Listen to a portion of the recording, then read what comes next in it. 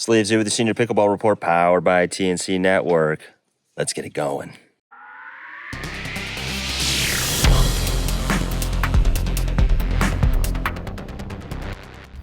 Today we're going to talk with Rich Lopez. He was on the championship team, the Indy Drivers of the inaugural NPL National Pickleball League season. He arguably made the play of the season that we'll talk about. And here's a guy that's, great badminton player, professional racquetball player, high-level foosball player, played shortstop, loves soccer, good chess player. But before all that, we're going to talk about the channel. We have a newsletter that we'd love you to subscribe to keep up with the daily news of pickleball, and subscribe to the channel as well. Check out all the links in the description for discounts and all the links to find out about Rich Lopez, Rich Thunder Lopez, and what he's doing. All right, folks, let's get to that interview with Rich.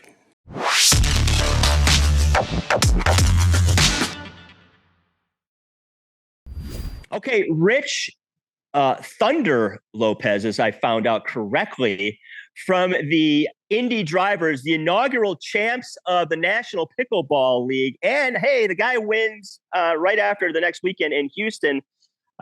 So we'll talk about that as well. Welcome to the Senior Pickleball Report, Rich. Thanks for having me on. Appreciate you. I was looking forward to this, so I'm excited to dive right in with you.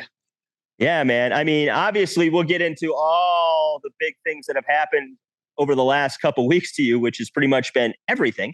But let's start with your foray delving into this wiffle ball game that has captured not only obviously the nation, but you as well. So how did pickleball come to Rich Lopez? Pickleball came to me, I was 45 when I first heard about it. Okay. And friends told me about it. They said, you got to try this new sport. I checked it out a little bit and I said, I'm not old enough to play that sport yet, but I would consider it a real sport in the sense. Yeah. And so it was like 2 years after that, I got hurt. I had an injury. And so when I went in for surgery, I came out and wasn't healing as quick as I'd liked. I had bursitis. And so I had to do some scraping there. And then it just wouldn't heal as fast as I'd like. So again, my friends that told me about pickleball 2 years prior said, hey, you try pickleball. So then I go, all right, I'll go out there and check it out. I was living in California at the time, and there's some courts over in Discovery Bay in the East Bay, Northern Cal. And we went and played some singles and checked it out for the first time. And I went, it's just not bad. So then I played again. And then all of a sudden I found myself, you know what? It doesn't hurt my elbow. It doesn't, I'm able to do this thing, and I'm going to check it out a little bit longer. So right away I said, you know what? I'm going to give this thing a shot. So I called up Gearbox, who was my sponsor in racquetball at the time. Okay. I knew they had just started making pickleball paddles. So I was like, hey, I want to do this pickleball thing. So my next, go round of, so every so often they send you out, the new equipment of the season, sure, kind of in your sponsorship. And I said, hey, no more rackets, send me paddles. And they're like, no, Rich, we don't have a pickleball, sponsorship. And I said, well, we'll figure that out later. Just send me paddles. And so it all started, I just figured I'm going to go do this pickleball thing. And and I was 47 at the time. So I'm 54 now. So I guess almost years ago. Yeah. Yeah. Obviously, racket sport background, pretty high level. If you're playing, with some sponsorship and stuff like that. But, I play against a fair amount of racquetball people. And what was the biggest challenge for you moving, obviously, from racquetball, which is, pretty risky, to pickleball? Yeah, I think the biggest challenge was if the point's going longer than 3 shots, that's probably I'm not doing it right. I want to speed it up as soon as I can. And it wasn't until I realized that I need to start playing pickleball to, because when I would play against higher level people, it just wasn't as successful. And so that was probably the biggest thing. Outside of learning I can't serve in volley. Other than that, I had trouble with, but wanting to get in as soon as I could. Yeah, But for sure. So I understand, we'll delve off a little off topic here, but I understand you were quite a foosball player. it's funny because people always ask me where does thunder come from, and Right. that's exactly what, I started playing foosball when I was 17, senior in high school. Back then, when we used to go to the arcade and hang out. Right. There was a place in Northern California, Fremont, California to be exact. I grew up there, went to high school, and played called Galaxy Game Center. It was the name of the place, and that's where I spent all my weekends, Friday, Saturday nights. And one night I went in there to go and check out and play some pinball and air hockey and stuff. And I looked over and I saw other games people were crowded around. So I'm like, oh, this is kind of cool. Because soccer was, maybe you don't know, but soccer was my first love. Played it all the way through after graduating high school and stuff. Soccer and baseball were my first loves. Yeah. But then I got this not pickleball, but foosball. Started trying that out. And, started digging that. It was just another game. So I started playing that. And next, I entered my first tournaments. And my partner, he shot what they called a pull shot. Oh, yeah, I know. Yeah. and I was the goalie at first. You usually start out at goalie because that's where you learn how to control the ball. And if you're not at the front line where you have the 5-man and the 3-bar, that's where you start. And so we entered a tournament and we were like, you know what, we can do this thing, So as time went on, we ended up getting a team name, and he had a pretty nice pull shot. So we called him Lightning, and every time I scored, it would be loud. So I was Thunder. But I will tell you, the Galaxy Game Center was, I always describe it as it was my cheers, if you will. Yeah. Yeah. And for those of us at our age, we understand what that means. Everybody knows your name.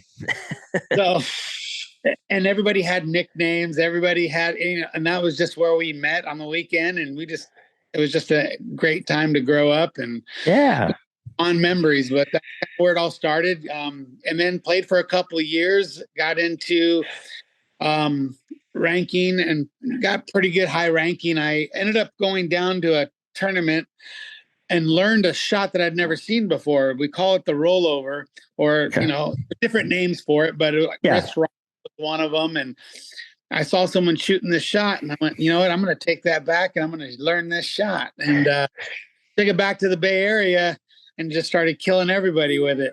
Yeah, it's the thing, man.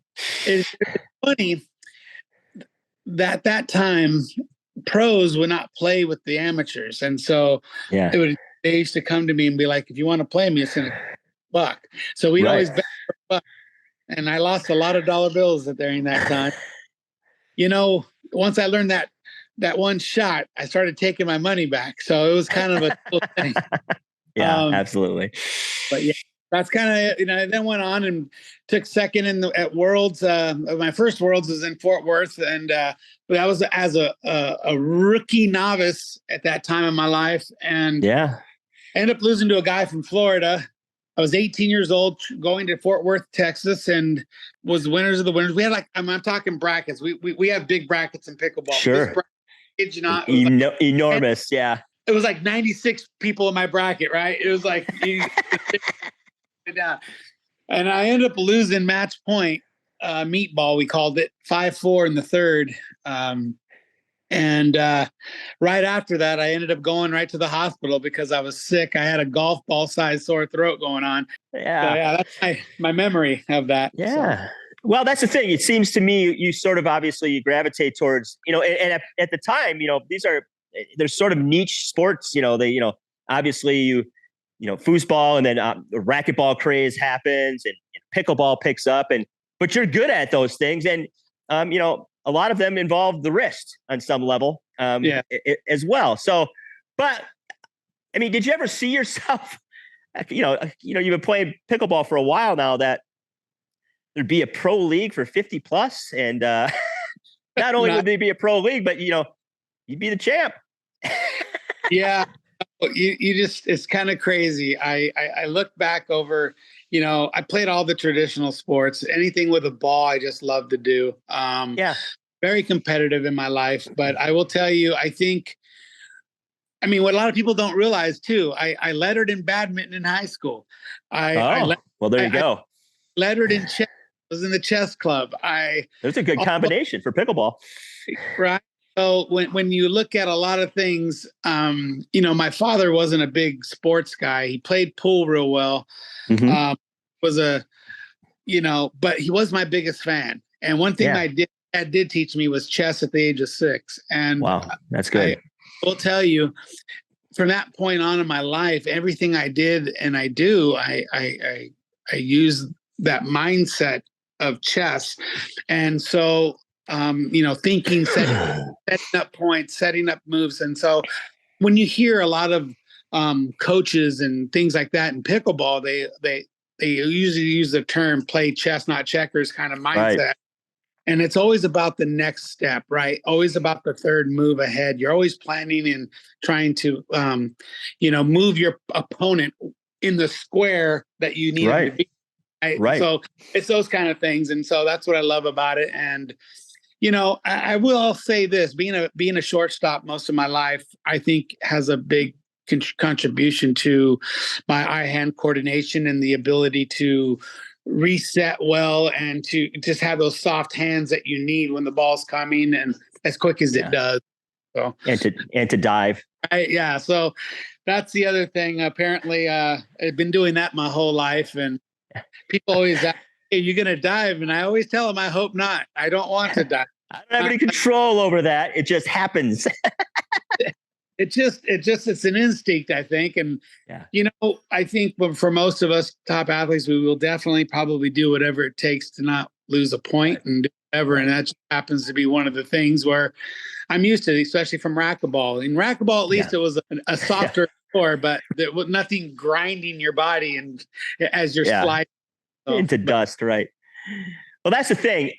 Obviously you touched upon a couple things here, chess and playing shortstop. And, you obviously were playing in what I consider to be at the point of the championship in Glendale, a very pivotal match against two very, very smart chess playing types of Scott Crandall and Jose Derisi. Obviously game one, you guys got handled. I don't think there's any way of you and Rick got 11-4. Yeah, handled.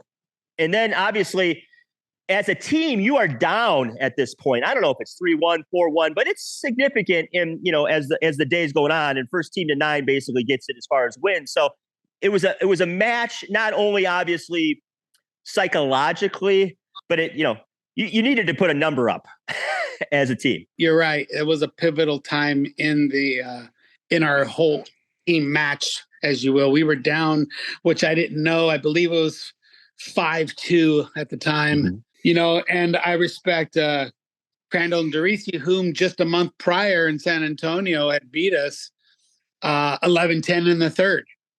Yeah, and that's a no joke team. I mean, arguably, one of the best teams in the league, if not the best at times. So we were down, we lost 11-4, and Rick and I just needed to regroup, and they were having their way. They were dictating the points.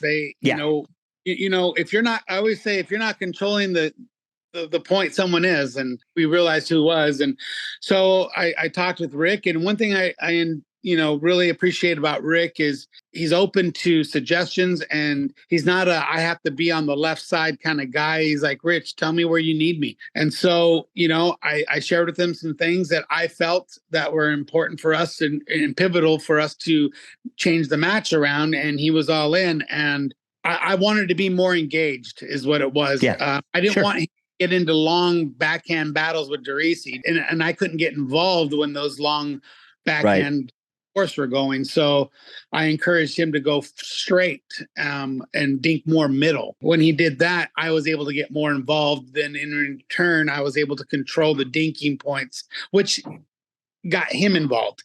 So absolutely. Yeah, so that's what I was encouraging him to let me set you up is what my whole plan was. Because sometimes Rick's a great striker, and so he sometimes will get anxious to try to set up himself in certain speed ups things like that.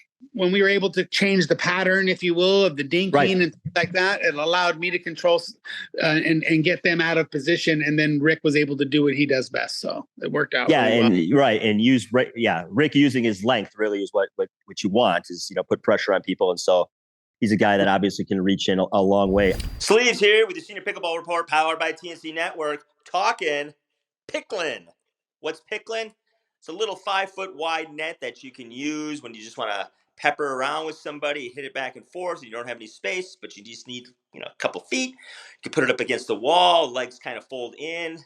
Really simple fold-up design, goes into a nice little carrying case. $50.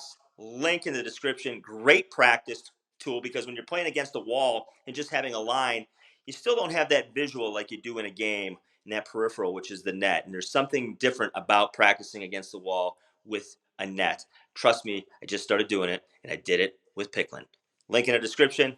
See you next time. And hey, let's pickle. And see what I did there. Are you looking to stay up to date on the latest pickleball news and tips? Look no further than the Sleeves Senior Pickleball Report newsletter. Get the scoop on the sport, learn how to stay healthy while playing, and find out about upcoming tournaments. Subscribe now to get all the pickleball info you need. You guys were playing chess and you had to make an adjustment, and you had to make an adjustment that, changed the pattern. So, we get to the point and it's game 3, and I've only been playing pickleball a little over 2 years. I haven't seen a ton of matches in person. I've probably watched more pickleball than most people watch. It's probably a detriment to other parts of my life, but that's another story. I have never seen a play, considering the context and the magnitude, as good as the play you made on match point in a championship, down 5-2 as a group, and hit an unreturnable ball, by the way, and come up bleeding. It was arguably the greatest pickleball play I've ever seen. And I've seen a lot of them. I don't know, man. It was... a lot of people, what a great get that I've heard. And I tell them, I go, and it's not to downplay it, but it's just the get wasn't for me the hard part, because I've been getting a lot most of my life. Right. So I've those opportunities a lot of life to go and do things, but it's the get and not hit the net, roll, get back up. I have to think about the whole shot as I go. So it was just crazy. So you have these two different types of things, but I will tell you, in the moment you're talking about, being in the finals, championship, that right there, you couldn't have drew it up any better. No, I mean, that's the thing. Nobody believed it. Yeah. And you wonder why I'm running around like a kid in a candy store, right? Just like, It was the most exciting thing, And Rick and I were just like hopping around like a bunch of 8-year-olds on Christmas morning. And, it was, I don't know, man. By the way, it was on CBS Sports. Oh, see, I wasn't sure I knew they were there. I wasn't sure if, and when, I don't know when they're going to air. I think it's being shown at a later date, but if you want to let's talk about the cameras on you, because we all know the delay that went on to set that camera up. Because that's actually when I met you. We were in this delay for waiting for CBS to kind of get the lighting right. They had to pull back and to cover all this, and you're waiting and waiting. And I'll just say this. What I did notice during that wait, and particularly with you, because I talked to you probably for about 5 to 10 minutes, and that was the first time we'd ever really met. I was impressed by you were very calm and very jovial. You were not uptight by the delay.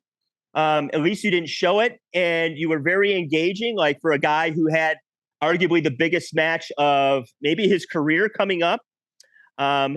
You were very relaxed. And I noticed the team as well, when you guys got in your huddle, the energy of that team, I'm like, boy, they're not favored to win this, but boy, their energy is really, really good. And then even that first game when you guys lost, you and Rick, I didn't see any sort of panic. It was a very, very veteran feel to the overall scope, and particularly yourself and Rick. So, you mentioned about the team, and I'll tell you, one of the things that I felt that, mind you, the NPL experience is nothing like any other tournament experience. It's not a, when you mention the word team, there is something about it. I've been all my life. I wasn't like most of my family being wrestlers and motocross cyclists and high level pros and all this stuff. I mean, look at it. Rick and I can only get 2 points, right? At the end of the day. So I love the fact that I can either go out, and it's not up to me based on the fact, yes, that was the pivotal match. I had just got blown out, right? The match before in my mix. Right. Doriti and Chris Carr who just played lights out and just smoked us like 11-2-1 or something. I don't know. It was something. But I'll give you a little backdrop. Nobody really knew but my team. But at that morning, so the day before on my mixed match, the win we got against, I think it was OKC. Okay. I ended up like pulling, like my hamstring got so tight. Like I think the adductor, something was happening. And that's right. I was like, oh my gosh, I can't even really move here. I don't know if it was a cramp. I didn't know what was happening. I just knew it felt like a pulled muscle, but it wasn't pulled and so we ended up winning that. But that whole night, I go see the trainer. I go, hey, what's going on? We're trying to stretch. He's trying to, get his thumb in there and put me in pain for 15, 20 minutes. And we're just trying and I didn't know what to do. So he gave me some exercises overnight. I was like taking, I don't know, like extra, I wanted to get salt in my body. I needed to get I was just trying to do whatever I could. Well, that morning, I was still hurt. I got there at 8:00. I didn't play till 2, but I got there at 8, see the trainer. Going through all this, we were getting worked on. I had a TENS unit on my, I was trying, you could, like, what else can we do? Yeah. I called an mobile IV. I had a mobile IV. I remember you were looking for a salve right before you went on. Yeah, right. No, I was like, I need some LOMD. I needed some, I was doing it all night. And that's the thing is that nobody really knew. I didn't want the other team to know. And I was not really happy that I was the first to go on and I had to play back to back. So I go, what's going on here? But I will tell you, even though we did lose that first match, I think it helped me to play mixed before the men's and able to go back to back. I didn't get hot, then cold, then and so it was a blessing in disguise, even though I go and do a back to back. But it really helped me in a way. But I was just happy that it didn't bother me that match or anything. And so, and your mind was on something else too. Maybe it wasn't thinking X's and O's necessarily. You're thinking like, can I even play? And by that, just like, my God, I'm out here. Okay. It's sort of a relief that you made it to the point where you could play. Yeah. Oh, it was. Because even that morning, Rick, and they're like, hey, can you do it? Can you play? Do we need to switch the lineup around? Right. And I'll tell you this, not at one moment was I going, hey, you need to switch me. I've just my whole life have had the attitude, I want to be the guy that's at the plate with 2 outs. I want to, right. I've always, been able to, only by God's grace, be in those moments and embrace those moments. That doesn't mean I always win those moments, but I'm definitely, very, in my element when I'm there. It doesn't. Right. I'm not. I want the ball instead of, hey, don't throw it to me, kind of thing. So. Right. Absolutely. Well, obviously, dream come true. Inaugural season, you're the 3 seed, so it wasn't, you didn't have any buys. You had to obviously fight through injury and all that, and your team comes from behind and takes the title probably unexpectedly, except to everyone except the Indy drivers. Yeah, no, I would agree. All season long, we had a big team, right? We had 18 players, and so there were rules that with that, everybody to play a certain amount of games to qualify to be, and so it caused rotations. It caused, all those things. it out. Some people, I mean, we all have to sacrifice to do certain things, to sit out a game here, do this, so that we all can make sure that we were all ready to play when it came to, our whole focus was never week 1, week 2. It was always geared towards how are we going to be the strongest when it came to championship weekend. Right. And so we focused to that. There was a bigger picture. Yes, it took a lot of small steps to make the bigger picture happen, but we always knew that going in, and I believe, and our team believed, that when we go to 4 lines because of the bigger teams, which championship week was 4 lines instead of week during the season, it benefited us. I would agree. We had a deep roster. We had a strong, basketball term, 6 man. You know what I mean? I knew going down that our lines 3 and 4 were going to be tough, solid, and they did it. They performed. I mean, yes, I had the dive, which some would say kind of had the ripple effect across the game. But after that dive in, we ended up winning 7 straight. Yeah, and people have to go out there and perform regardless if you make that play or not. Exactly, and they did. And so, which I knew that we would be. I mean, Rick had said it all season long. I mean, Tao, one of the awesome. I mean, I'll tell you this: Tao and Rick started off as the number 1 pod, where Mills and I were in 2 and so forth in the first couple of weekends. And it was probably halfway during the season when I approached Rick and I said, "Hey, I really am seeing some things, and I think that we'd be stronger if we mix a couple of things around by putting me with Rick and Tao with Mills." And I just think that, well, I mean, how blessed were we? I think any one of us 4 could be line 1 in any other team. Oh, easy. So, I mean, you're talking, obviously Mills is a legend. Right, exactly. And he's another sell his body out. He's another guy that will throw it on the floor and whatever it takes. So, and so it was really neat to where Rick said, "Hey, let's do it. Let's check it out." And it had nothing to do with about who was better. It had to do with matchups and chemistry. Right. And styles of play. I just felt that made us a stronger team, which in reality it ended up doing that because each of our lines got stronger.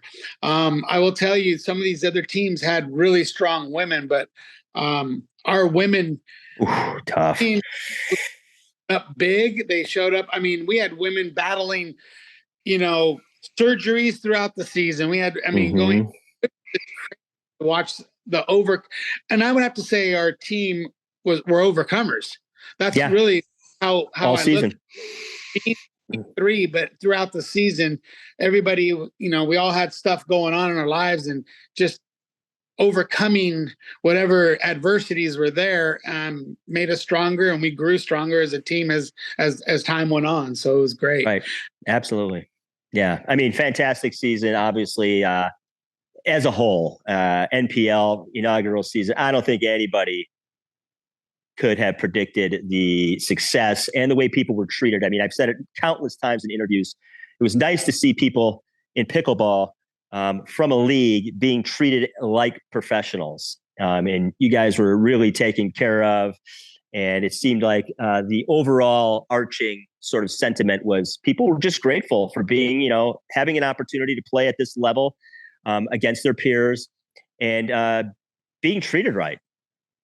Yeah, no, they, I will have to tell you, they put their best foot forward. They tried it and they kept doing it. Right. Yeah. So right. every week it got better. Every match, every month. I mean, you know what? I'll tell you, there wasn't one person on a team that really couldn't say, "I'm looking forward to my next event." You know what I mean? Like we couldn't. And I will tell you, it's kind of bittersweet, right? Yes, right. National championship and all that stuff, and it was all great. But here we are talking, and I'm kind of bummed I don't have one of those. You know what I mean? Yeah. And I'm excited to say, I'm looking forward to next season. It's going to even be bigger and better than this season. Oh man! And that reunion feel that we get as a professional, get to see each other. And NPL did a great job. only do they take care of us and, feeding us meals, but also creating an environment to where it was like, how I usually say, like a community. Yeah. That community feel, which I think everybody wants to be a part of, right? Right. Their own aspect, if you will, like we said earlier. Yeah. And that's what we created. I mean, Friday nights were, hey, let's all get together, practice, whatever. But then we're going to break bread. We're going to also do something fun. We're going to, right. We're going to have like an icebreaker. We're going to do things. I mean, we had country line dancing one time. We had 80s night another time. Right. It made me bring LL Cool J. It just, you never know what you're going to get. I mean, that's right, man. Going back to Cali. But it was a lot of fun. I mean, one weekend we had to list, this NPL pro was this, and you had to guess on the paper. Oh, that's fun. And you'd be, I mean, I was like, this is a professor at Notre Dame. This person was top, Juan Wimbledon, or you know what I mean? It was like all over the who's who. Yeah, this one was a ventriloquist, and this one. Right. It was just crazy to find out all the walks of life of where people came, and here we are together. I thought that was really cool. So again, Julie, she was awesome, best sister. Amazing. Beth and Rick and Mike, for taking an idea and making it come to fruition. I remember sitting around with those guys, and we all were talking about what are we going to do with the seniors? How can we do something for ourselves? It's been tough because we've been relying on other leagues to do things. And, we just, because at this point, as much as I'm enjoying it, and, the reality is there is a window, and there's a window for others that is coming. Yeah. So we're looking at opportunities and ways, and how can those that are 45 today, what do they have to look forward to when they, in 4 years, when they're 49, chomping at the bit to have a great time, and that's what I see. And I'm hoping that we, leave that legacy to something for others to enjoy, Yeah. And I think you hit it right on the nose there. You're building something, you're leaving a legacy, you're leaving the game better than when you found it. And I think that's what's pretty cool about pickleball is, and particularly the champions level of pickleball is, you all have had your life experiences, which we've touched upon, and you've done your thing in life. And this is extra, and you treat it as something to be grateful for. And at the end of the day, you compete really hard, and sometimes you bleed. But you guys are a community. And if anybody pays any attention to, the champion pros, they're hanging out afterwards, and they're going to dinner, and they're doing their thing. And I think it's keeping that community as well. Even though you're competing for money and a championship. Yeah, that definitely well said. I mean, the fellowship, the friendship, the bondship, the brotherhood, the sisterhoods that are developed throughout this. I mean, talking with Kim Kesner, and I mean, when I first started this game and got into it, I had no idea what it was going to become. And I look at the pillars. I mean, playing against some of these people, I remember before I even turned 50 going, oh, it would be awesome to play with these guys someday. Yeah, you know, and looking at Steve Dawson going, oh, what a amazing player, that, like Kevin Booth, Jennifer Dawson. I mean, all these names that I saw that were killing it. And I just was like, and then here I am. And then, getting now you're friends. now we're part of my life, and, got to meet amazing people like John Sperling, who's become a really good friend of mine. And it's just awesome. And I'm so grateful. And I thank God every day for an opportunity to continue to build friendships and, and just share the love that, that we all come to enjoy. So. Right. Well, we'll get you out of here, but we'd be remiss if we didn't mention, obviously, you won again. APP Houston. You get to play with another legend. Talk a little bit about that. The GOAT. I mean, I would argue, he's got. I mean, he's won everything a ton of times. right? I mean, we're talking about Scott Moore here, and it is just unbelievable. He, he's a testament to taking care of yourself and what the body can do. And yes, I'm sure he hurts and and all those things. He got 61 years old and maybe 62. I don't know, but he plays like he's 35, and it's amazing. And but he is stubborn. I will say he does like things a certain way, and and that's part of who he is. And it's great to be able to be a brother with him and to do life with him on and off the court. I mean, he's a man of faith, and and understands where he falls short, and the blessing he is to others. I'm very grateful. I never thought first started this pickleball journey, he was only a name to me outside of here I am being able to go side by side. I think that's our second gold medal together. It was great to get back on the court right after, and to go down there and compete. I will say we played the team we played in the finals. I got to give him props. Pierre and I don't know his last name, but Will, I think, was his partner. I think it was Will's first senior pro tournament and whatnot. Those guys took us to 3 both times we played them.